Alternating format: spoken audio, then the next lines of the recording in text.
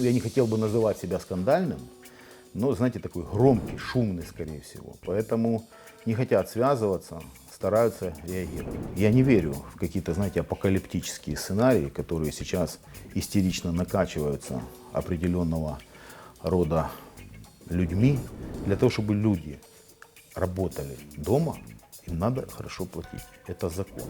Меня избрали для того, чтобы в городе было тепло, сухо и мухи не летали. А не для того, чтобы у нас тут были митинги и все ходили с флагами. А иногда мне кажется, что я кричу в пустоту. Я хожу, прошу и прочее. А опять же, когда в стране происходит постоянная смена власти, разговаривать нельзя. Ну что, друзья мои, мы в Днепре. Солнечный, прекрасный день, хорошее настроение. Мы в гостях у мэра города Днепра Бориса Филатова.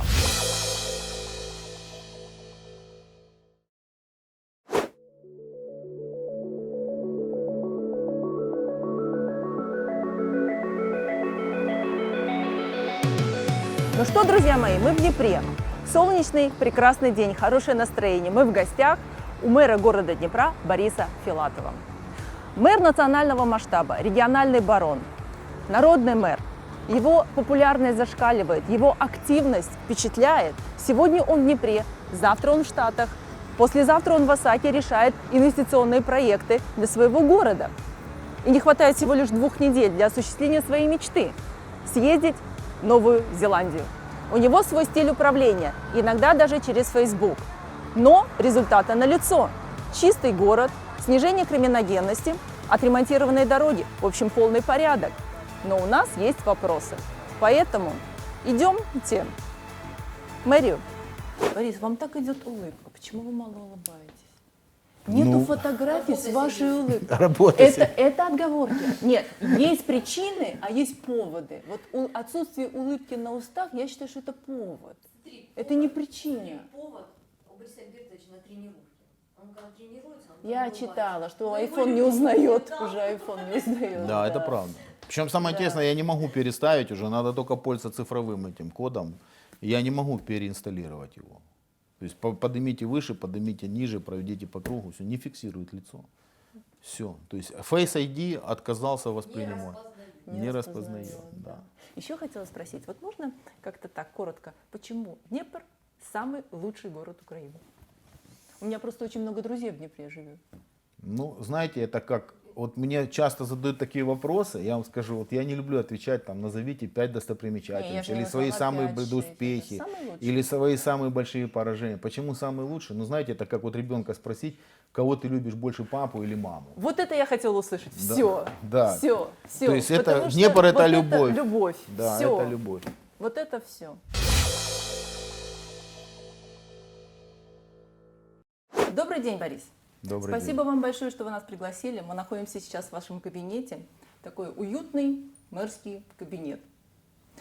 Но у меня первый вопрос. Вы легко можете поднять трубку и позвонить любому из правительства, чтобы решить важный вопрос для Днепра. Вы так с многими чиновниками на короткой ноге? Ну, спасибо, во-первых, за кабинет.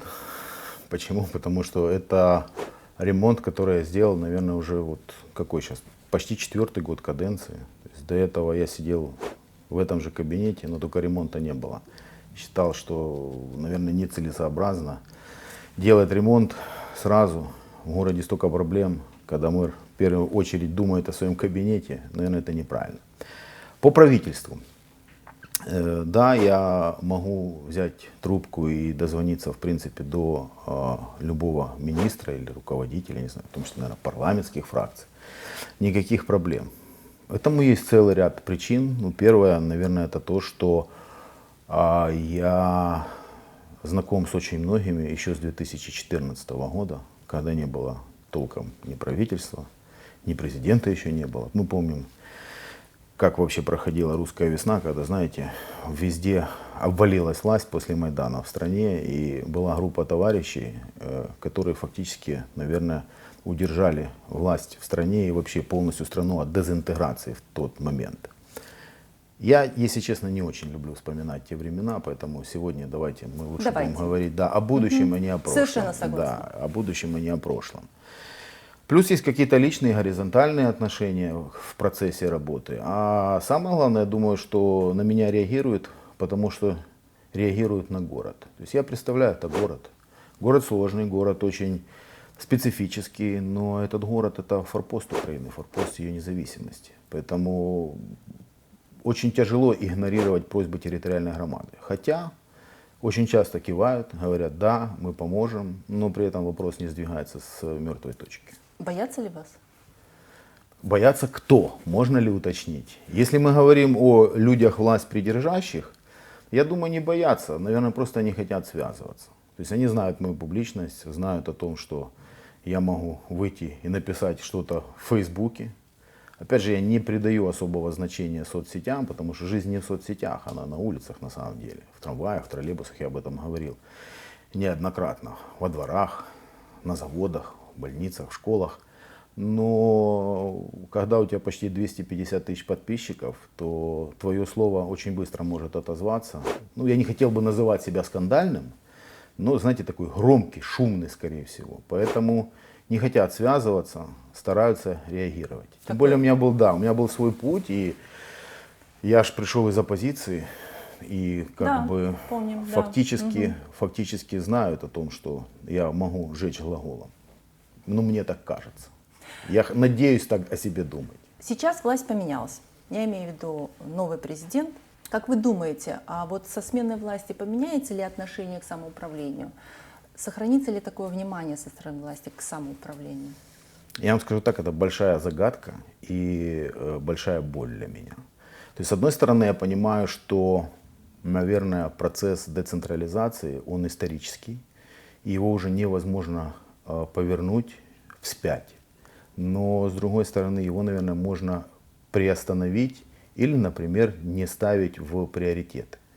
Когда ты целыми днями занимаешься линейной работой, я опять же экстраполирую свою работу на других органов власти, очень много есть задач, и главное выбрать приоритеты. Я не понимаю, какие сейчас приоритеты у новой власти, хотя, наверное, они лежат на поверхности. Это вопросы войны, вопросы, связанные с оккупацией Донбасса, крымские вопросы, то есть вопросы внешнеполитические. И, конечно, ими надо заниматься в первую очередь. Но страна сильна громадами, и если новые лица, которые пришли к власти и у которых сейчас есть все возможности, начнут забывать о местном самоуправлении, я думаю, это просто им вернется, в том числе потерей рейтингов. С региональными элитами нужно уметь находить общий язык. У нас очень сложная страна, очень разная страна, страна, в которой есть разные точки зрения на историю, на декоммунизацию, разные подходы к развитию регионов. И если на это не обращать внимания, то это будет плохо. Я не знаю, о чем они сейчас себе думают. Я общаюсь с многими, кто сейчас находится и в администрации президента. И... Как вы можете их охарактеризовать? Тех людей, которых вы знаете. Знаете, я бы не хотел вешать ярлыки на всех, потому что люди все-то разные.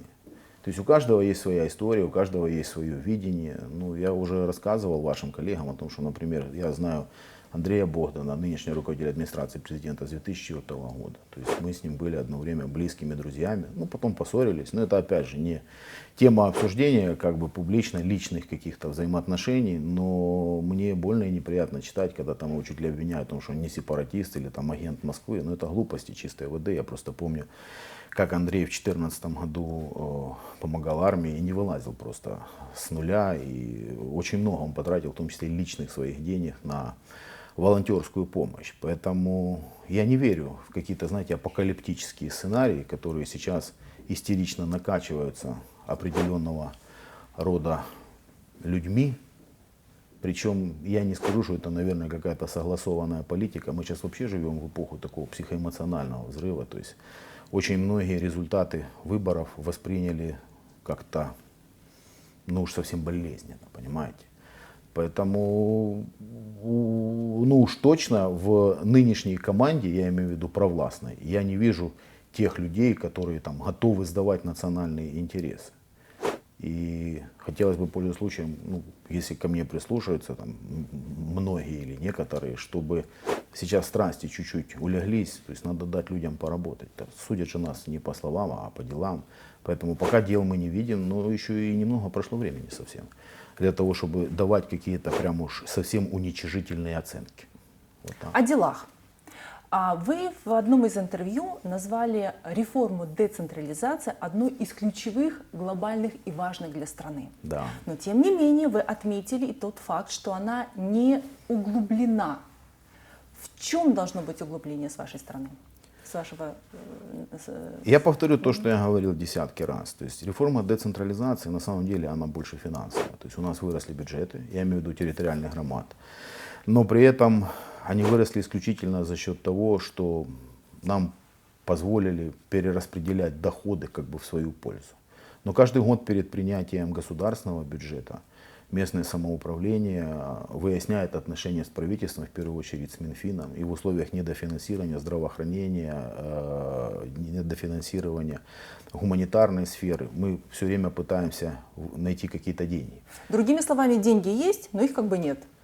Ну, фактически да. И опять же, знаете, это бывает... Всем говорят, что они есть. Ну, Почему же это вы ими не смотрите, пользуетесь? это оптический обман, это и тоже иллюзия в какой-то степени. Вот нам говорят, ваши бюджеты выросли в 3, в 5 раз. Но опять же я повторюсь, когда у нас в городе бюджет развития был условно 300 миллионов, то тогда доллар был по 5.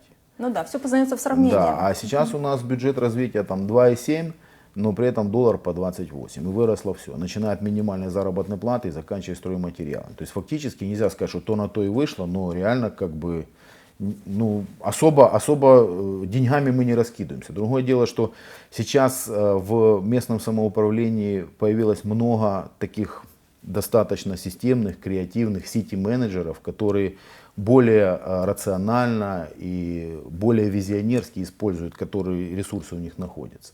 Все-таки страна-то меняется, и здесь на низовом уровне она меняется, мне кажется, быстрее всего. Но особо радоваться нечему. И поэтому, когда опять же я говорю о том, что реформа нуждается в углублении, она в первую очередь нуждается даже не в углублении, а в распределении полномочий между центральными органами власти и местным самоуправлением. Мы не хотим быть зависимыми от настроения министра финансов. Сегодня дали, завтра забрали. Вот другими словами, Борис, вот конкретные шаги, чтобы люди поняли, что нужно сделать? Первое, распределить полномочия. То есть дать полномочия на места. Если выделили мне деньги, значит я должен им распределить. Давайте по порядку. Закрепить полномочия юридически отдельным специально принятым законом. Изменением в закон о местном самоуправлении, принятие муниципального кодекса. То есть мы должны понимать, где наше, а где не наше. А не так, вот опять же я приведу пример, такой классический, я всегда его говорил.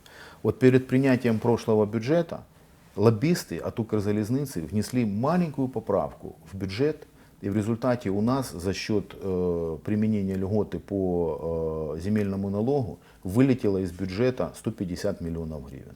Мы узнали об этом постфактум. Скажите, Укрзалезница это самая бедная организация для того, чтобы ограбить территориальные громады. При этом они просто это сделали так, что никто этого не заметил. То есть мы должны все эти вещи законодательно закрепить, чтобы мы понимали, где мы находимся. Плюс передача массы других полномочий, администрирование местных налогов, создание местной муниципальной полиции общественного порядка, которая подчиняется местному самоуправлению. Вопросы, связанные с торговлей алкоголем, лицензированием игрового бизнеса, вопросы экологического контроля. Это целый большой массив. При этом я вам скажу так, что не нужно придумывать ничего нового. Это на самом деле существует везде. В США, в Италии, в Польше. И люди, знаете, у нас вот... К сожалению, общество патерналистское, то есть они считают, что за все отвечает 3 человека. Мэр, губернатор и президент. То так есть люди не хотят есть. Разбираться в полномочиях, люди не хотят разбираться в том, что мэру не подчиняются суды, прокуратура, полиция. Они считают, что мэр ответственный за все. Я это уже очень хорошо понял. Но если мы тогда идем в такой парадигме, тогда дайте полномочия, дайте возможность каким-то образом влиять на процессы. А я могу влиять на процессы, не знаю, только добрым словом и... наверное, там, производством каких-то ремонтов или закупкой коммунальной техники и троллейбусов. Но для того, чтобы навести элементарный порядок, по большому счету у меня кроме ГАСКа и инспекции по труду, которую, кстати, сейчас тоже через суд лишили полномочий, нет никакого инструментария. То есть фактически люди хотят жить нормально, хотят, чтобы соблюдался общественный интерес, хотят, чтобы был, опять же говорю, элементарный порядок. Но при этом у нас нет для этого никаких инструментов. И они просто отсутствуют. Инструмент, опять же, только финансовый. То есть, вот, допустим, если полиция не хочет выполнять какие-то задачи, которые я их могу лишь просить, единственное, что могу сделать, это лишать ее субвенций. И говорит, ну знаете так, вы игнорируете интересы города, мы вам тогда не будем горсоветам деньги платить. У вас же есть свои начальники, пусть они вам деньги ищут. Но это неправильно Это неправильно. и некомфортно. Кадровая политика. Где берете кадры? Это самая, наверное, одна из серьезных проблем, которая есть. И я вам скажу так, что я вот шучу, что, наверное, директоров коммунальных предприятий скоро придется ловить на улице. То есть с людьми проблема. Во-первых, мы не можем в местном самоуправлении платить достойный уровень заработной Но вы платы. подняли заработные платы. Да, мы подняли заработную плату, и опять же по этому поводу было много хайпа, то есть говорили о том, что вот, когда дети болеют, старики не доедают, они чиновникам платят. Но я не могу спрашивать с людей, у которых, знаете, когда я сюда пришел, у меня специалисты, которые отвечали за там 300, 500, миллиард у него был бюджет, ну в его направлении, а он получал 3000 гривен. То есть мы-то понимаем, что эта ситуация абсурдная. То есть человек должен получать, ну, минимум, там, я не знаю, ну, $1000 для того, чтобы хотя бы как-то с него спрашивать. Поэтому мы подняли зарплаты, и я вам скажу так, что это дало определенного рода эффект. А кроме этого мы подняли зарплаты же не только чиновникам, мы подняли зарплаты и коммунальщикам. Мы подняли зарплаты дворникам, хлораторщикам, не знаю, косильщикам травы, водителям троллейбусов, водителям мусоровозов, тех, кто работает на город, потому что в противном случае они просто собирают вещи и уезжают в Польшу. Для того, чтобы люди работали дома, им надо хорошо платить. Это закон. Это мировой тренд. То есть на самом деле я вам скажу так, что я когда смотрю сейчас за происходящими в стране политическими процессами, я как человек приземленный иногда прихожу в ужас, я не понимаю, что они делят. То есть они все время выясняют отношения, какие-то амбиции и прочее, прочее, особенно сейчас. Да. А есть вещи, которые нас уже очень сильно догоняют. Трудовая миграция, отрицательная демография, то есть проблемы на перекоса рынка труда. Потому что в последнее время профтехобразование было убито полностью, невозможно найти нормальных людей, рабочих профессий, нет инженеров толком, нет строителей. При этом все юристы и менеджеры, и финансисты. Но такого количества менеджеров, юристов и финансистов страна не нуждается. Она нуждается в рабочих руках и в людях инженерных профессий. Поэтому этими вещами надо заниматься. Мы проигрываем и на глобальных рынках, в том числе поэтому. Работать некому, к сожалению. Какой выход из ситуации? Хотя бы придержать тех, кто остался? Так я вам скажу так, когда мы подняли зарплату, люди перестали ехать. Мы держимся в том числе и за счет внутренних переселенцев. У нас официально где-то 75 тысяч, но я думаю неофициально 1150. И это люди, которые как бы самостоятельные, которые люди, решившие рискнуть, наверное, в какой-то степени проукраински настроенные, которые не смогли себя найти на оккупированных территориях, поэтому они как бы влили к нам свежую кровь в город. Но если бы не было процесса внутренней трудовой миграции, если бы к нам не ехали из районных центров, из поселков люди, то я не знаю, что бы мы делали или делали, ну, допустим, собственники крупных промышленных предприятий. Работать некому. Поэтому нужно повышать зарплату. А все остальные вещи, я имею в виду профтехобразование и прочее, но это вещи, которые требуют... Это долгий процесс. Долгий, достаточно... А еще преподавателей надо найти, которые... Это правда. Но я вам скажу так, что вот у нас крупные заводы, они в том числе делают региональные заказы в профтехучилищах, они в том числе создают свою базу обучения, дают социальный пакет, поэтому, вот, например, у нас есть такой завод Интерпайп Стил, то есть, так, я скажу так, там на рабочих специальностях работают люди с высшим образованием. Почему вы категорически против переименования Днепропетровской области? Смотрите, я не категорически против переименования именно Днепропетровской области, я против переименования ее в Сечеславскую. Давайте как бы просто без аргументов. Я считаю, что есть Днепр, есть Днепровская область.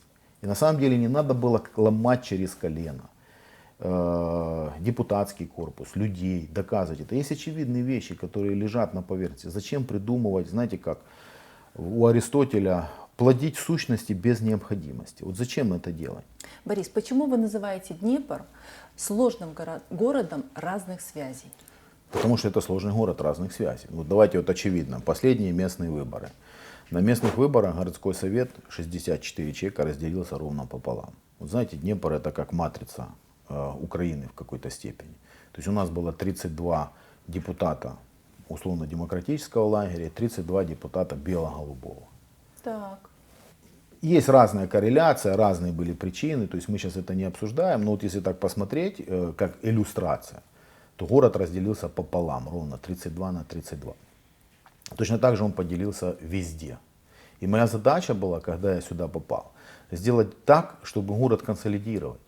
В тот момент, если бы я поднял флаги и начал бегать на баррикадах, Майдан, антимайдан, то есть в результате, знаете, очень многие политики, они идут через поляризацию электората. Мне говорили, не надо, ты должен условно там не предавать интересы своих избирателей. А меня избрали для того, чтобы в городе было тепло, сухо и мухи не летали. А не для того, чтобы у нас тут были митинги и все ходили с флагами и кричали за патриархат, против патриархата. Ну, то есть, понимаете, да? Поэтому в этом городе очень сложные связи, в этом городе очень многие разные представленные группы. Я всегда говорил о том, что мы решительнее донецких, но хитрее одесситов. У нас такая история, что, знаете, здесь крупные национальные общины. У нас, например, даже азербайджанцев живет порядка там 30 тысяч человек. У нас, я уже не говорю о том, насколько серьезная еврейская община и насколько влиятельная. То есть в этом городе невозможно ломать дрова. В этом Что городе вы сделали, бульдоги... Борис? Сейчас вот ваш совет пригодится, я так думаю, пригодится нынешней власти. Нужно для себя определить красные линии, принципиальные, через которые ты никогда не переступишь. Вопросы, связанные там, языковые, вопросы, связанные с национальным суверенитетом, вопросы, связанные с какими-то верховыми историями. А во всем остальном надо идти на компромисс. То есть, знаете, город, вот, слово форум откуда произошло. То есть форум это же древнегреческая рыночная площадь. То есть на форуме выходили глашатые от разных политических партий, кричали, возмущались, там, не знаю, пытались как-то сагитировать еще во времена Древней Греции за какие-то городские партии. Почитайте Шекспира, Монтеки и Капулетти. То есть в действительности все читают про любовь, а на самом деле это были два городских клана, которые поругались до такой степени, что положили на алтарь собственной политической борьбы и борьбы за имущественные интересы жизни своих детей. Поэтому моя задача, чтобы здесь не было Монтеки и Капулетти. Моя задача всех мирить, всех слушать, всем кивать головой, всем идти навстречу, всех успокаивать, для того, чтобы в городе был порядок. Порядок, тишина и спокойствие. И я вам скажу так, что мне удалось, опять же, после Майдана вот эту волну сбить. Посмотрите, насколько у нас в городе спокойно, даже в плане застройки. Вот в Киеве в том числе, опять же, не хочется говорить про коллег. Говорите. Но в Киеве Почему? в том числе, вы посмотрите, каждый день ломают какие-то заборы, какие-то активисты, забегают, выбегают, скандалы, пресса, адвокаты, застройка зеленых зон. У нас здесь все тихо. Ну, бывают какие-то эксцессы, но они Почему? там в течение... Ну, потому что я собрал всех застройщиков и сказал, ребята, давайте как-то, да, договоритесь в моем присутствии. Я не буду вас вызывать по отдельности, чтобы вы потом не ходили, не рассказывали о том, что каждый из вас что-то решил с мэром. И при этом еще тут же и присутствовали активисты, тот же самый Наскорпус и прочее. Я сказал, что смотрите, этажность соблюдаем, паркинги строим, зеленые зоны я вам документы не дам.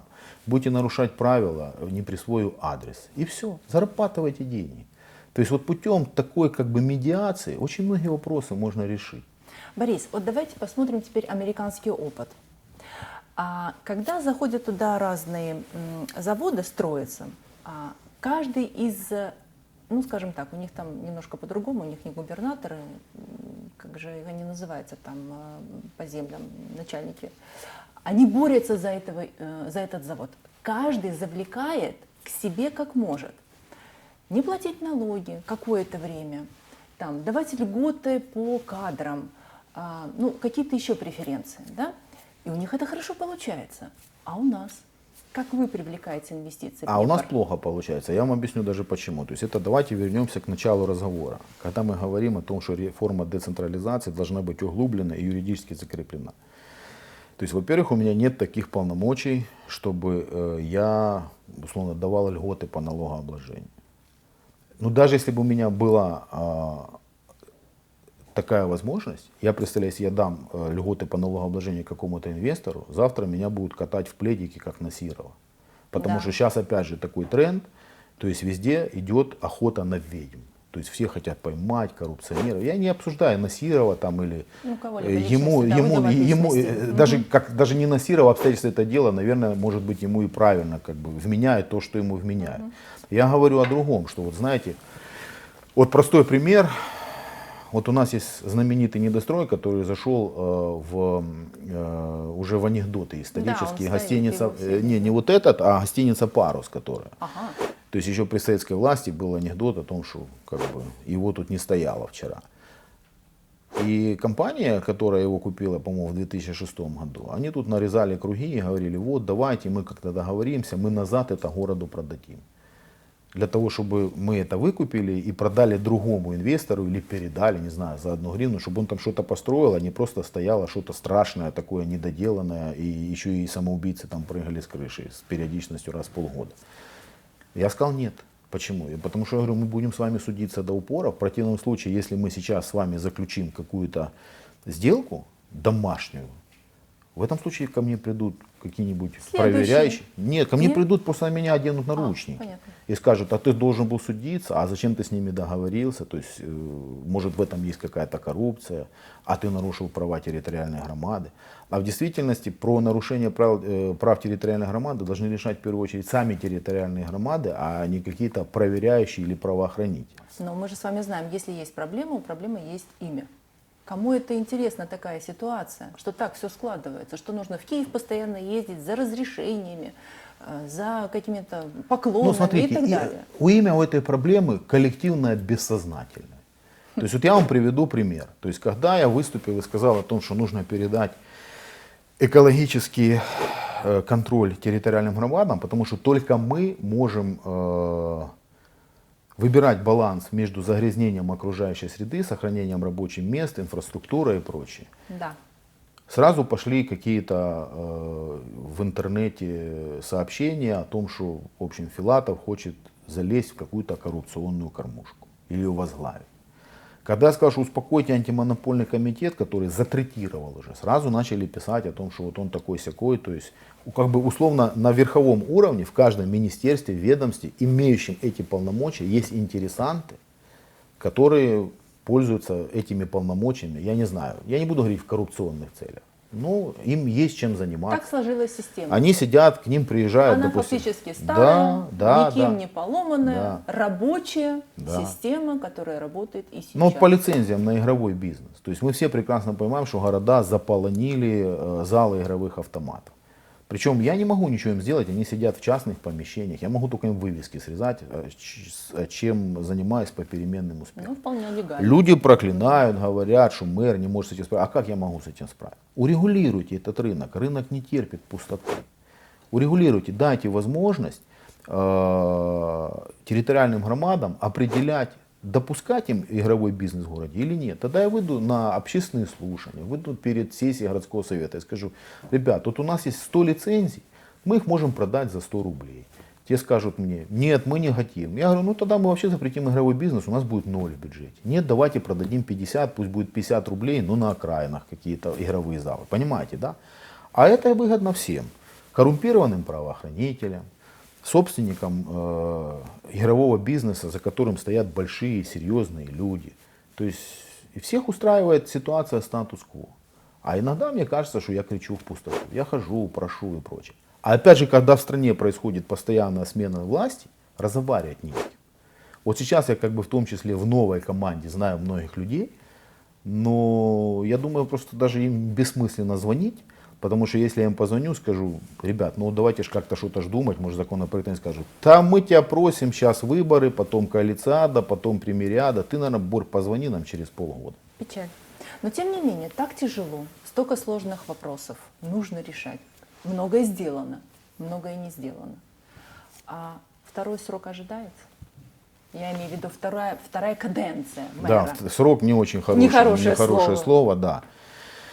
Естественно, я буду баллотироваться, я об этом говорил. То есть я хочу закончить те вопросы, которые я сдвинул с мертвой точки. Например, я хотел бы, чтобы при мне поехало метро, которое у нас тут 20 лет мучили, и наконец оно поехало. То есть это огромный, колоссальный инфраструктурный А Днепру проект. нужен метро? А смотрите, оно было выведено в такое состояние, что нужно было достраивать по-любому. То есть его нельзя было бросить или затопить. Там только на откачку воды тратились колоссальные деньги. И опять же, ну, я не люблю себя сравнивать с соседями, я имею в виду нас сравнивать с соседями. Но вот Если вы слышали, совсем недавно, вот буквально неделю назад, в России было принято решение о том, что заглушить и забетонировать метро в Омске. Туда вложили колоссальные деньги и потом бросили. Омск — миллионный город, такой Да. как Днепр. А мы в условиях оккупации и войны, я имею в виду Украина, мы достраиваем метро в Днепре. Мы должны это сделать. Потому что на самом деле, наверное, эти 3 станции, без них можно прожить, но в перспективе мы их собираемся продлевать дальше. Есть возможность полу с крышей дойти на Южный вокзал и вообще закольцевать вокруг города всю транспортную схему. Ну хорошо, Борис, вот имея такой колоссальный опыт мэра, вы могли бы возглавить страну? Нет, конечно. Почему? Ну, потому что я понимаю, что это гораздо более серьезная система на гораздо более высоком уровне. И у меня, я скажу, как у мэра, нет колоссального опыта. Я-то работаю совсем недолго, но у меня есть, я не знаю, наверное, какой-то кругозор, образование. То есть я человек, который пытается вникать во все проблемы, понимаете, не только в общегородские, но и в проблемы как бы глобальные. Ну так, сижу, рассуждаю, саморефлексирую.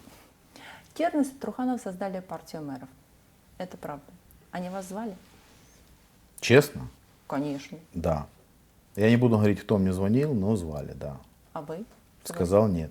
Почему? Ну, знаете, невозможно объединить неприродно. То есть, даже, как сказать, Вы я имеете в виду? хотел бы здесь быть максимально корректным, потому что вообще в своей работе, в том числе, я никогда не подвергаю критике коллег. То есть я не принимаю участие в этих, как говорится, срачах, когда говорят, вот, тот такой, этот всякой. То есть за одного Гену и за второго голосовали люди. Да. Поэтому меня особо не интересует, что думают по поводу их как персоналей, не знаю, там, жителей других территориальных громад. То есть у меня есть свое мнение по поводу каждого из них, но я никогда не буду его высказывать публично, потому что это некорректно. Они мои коллеги. Но, как вам сказать, даже не то, что неприродно, нельзя соединить механистически. Ну, представьте, как это будет выглядеть. То есть один был на антимайдане, второй был на Майдане. Ну, то есть я думаю, что когда мы будем вместе, условно, в одной избирательной пятерке, у людей возникнет идиосинкразия. То есть, ну, это выглядит неприродно. Борис, вы лично ведете свою страничку в Фейсбуке. Вы успеваете писать, отвечать, читать. Насколько сложно это? На что вы реагируете? Ну, у меня даже написано в Фейсбуке за то, что это, извините, личная страница, здесь не любят идиотов. Ну, то есть я очень, как сказать, я очень, наверное, болезненно, и это в том числе является предметом троллинга, реагирую на глупости. То есть очень часто, ну вот, знаете, соцсети, они дали возможность сократить расстояние до власти на клик мобильного телефона. Очень часто многие пишут, то есть они даже не понимают, что они пишут ахинею. Немножко о культуре. Да. Культуре соцсетей. У вас в Днепре проходит, наверное, вот через недельки 3 будет такой фестиваль, как он называется, блогеров, да? Да. Днепровский пост. Да. И его основали в 2016 году. Но это был такой прагматичный шаг, потому что соцсети развиваются, блогерство развивается, блогеры уважаемые люди. А вы как бы у руля здесь, в Днепре, у блогеров стоите, как драйвер, как маяк. Это культура или это дальновидный шаг какой-то? Это что? Смотрите, это опять же иллюзия. Я вам объясню почему. Потому что когда мы основывали этот фестиваль, боже, сколько было воплей в интернете. Писали о том, что Филатов приглашает лояльных блогеров, то, что он их подкупает, кто-то отфренджился. То есть они устроили такое, это был просто кошмар. И мы не могли людям объяснить, не только блогерам, а в том числе и тем, кто их читает, о том, что, во-первых, это была не идея Филатова, а идея Гендиной компании. Во-вторых, Филатов не утверждает никакие списки. Он не говорит, этого зови, того не зови. И он вообще там присутствует только в виде рядового блогера наряду со всеми. Ну, наверное, я имею на это право, потому что у меня реально огромное количество подписчиков, 250 000. Все. В первый год устроили такое, ну, то есть я думаю, что организатора мы просто удержали от попадания в сумасшедший дом уже на грани. Потому что, ну, то есть, это просто, ну, это не было невозможно читать, это было безумие. Инициатива наказуема. Прошло 3 года. Видите, сегодня 3-й год фестиваль, нет никаких криков о том, что это куплено, что это Филатов всех подкупил за бюджетные деньги, все. Все приезжают, ведут себя прилично, выступают, спорят. Но знаете самое, что обидное? Я примерно понимаю. 3 что года это, прошло, за 3 года мы показали благие свои намерения, но никто не извинился. То есть все, кто проклинал, рассказывал, что это все придумано для того, чтобы промотировать Филатова, что он такой-сякой, они видят, что на самом деле они писали ложь и ахинею, но при этом никто не извинился. Борис, что для вас лично Крым и крымские татары? Ну, как минимум одна семья, я точно знаю, да, почитает вас как крестного отца. Ну, хотя в исламе крестных отцов нет. Совершенно Да. верно. Расскажите, пожалуйста, немножко вот об этом.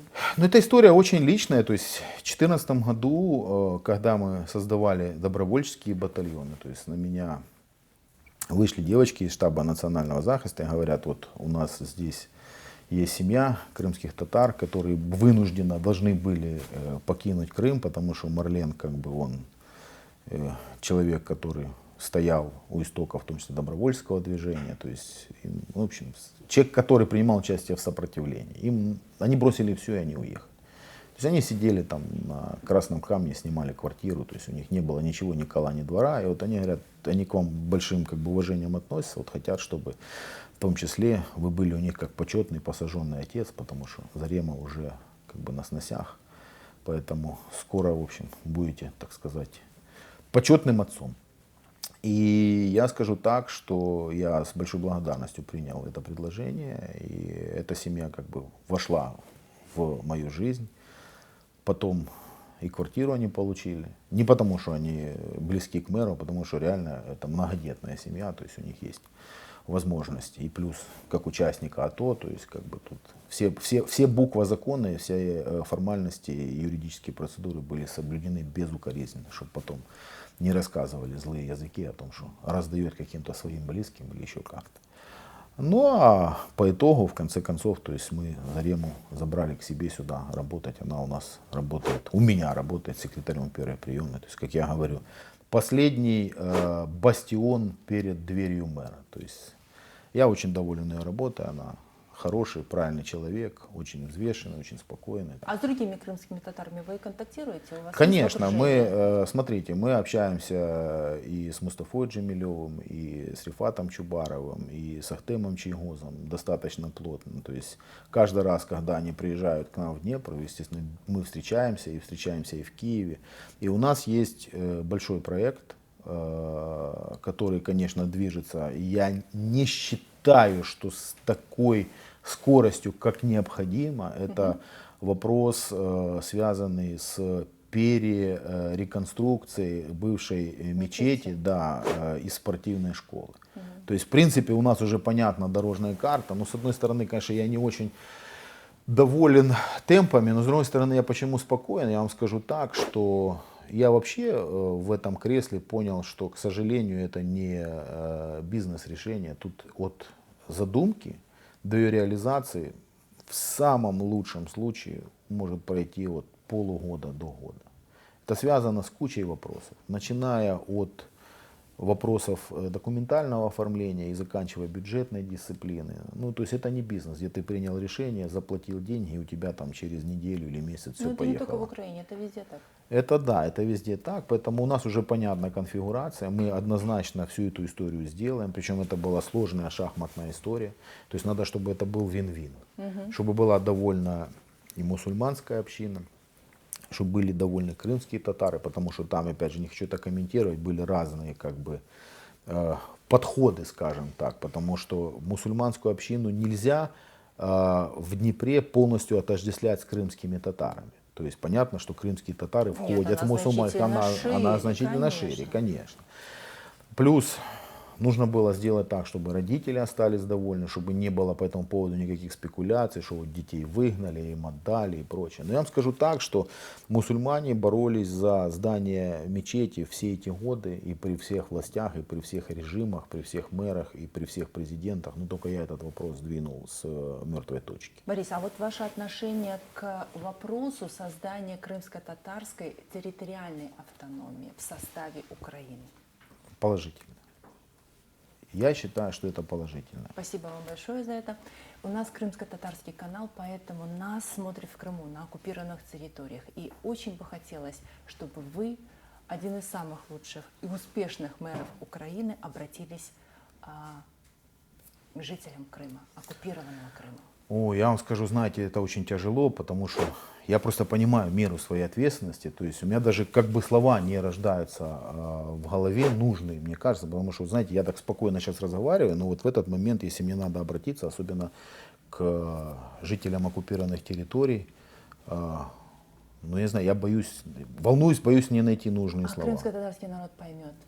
Но я вам скажу так, что, наверное, вы все должны понимать, что мы помним о вас, мы думаем о вас, и мы понимаем, что мы всегда будем вместе. И если мы будем смотреть с точки зрения исторической справедливости, то рано или поздно все равно империи умирают. Вы понимаете, о чем я говорю? То есть они умирают. Это исторически сложившийся процесс.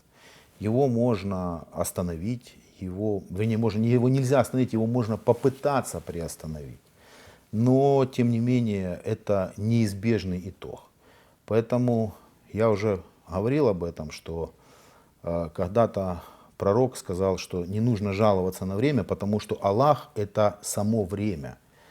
Мы даже не заметим, как это время пройдет, и Крым опять вернется в Украину, и однозначно в Крыму будет крымско-татарская автономия. Спасибо большое, Борис. Спасибо за интервью. Спасибо.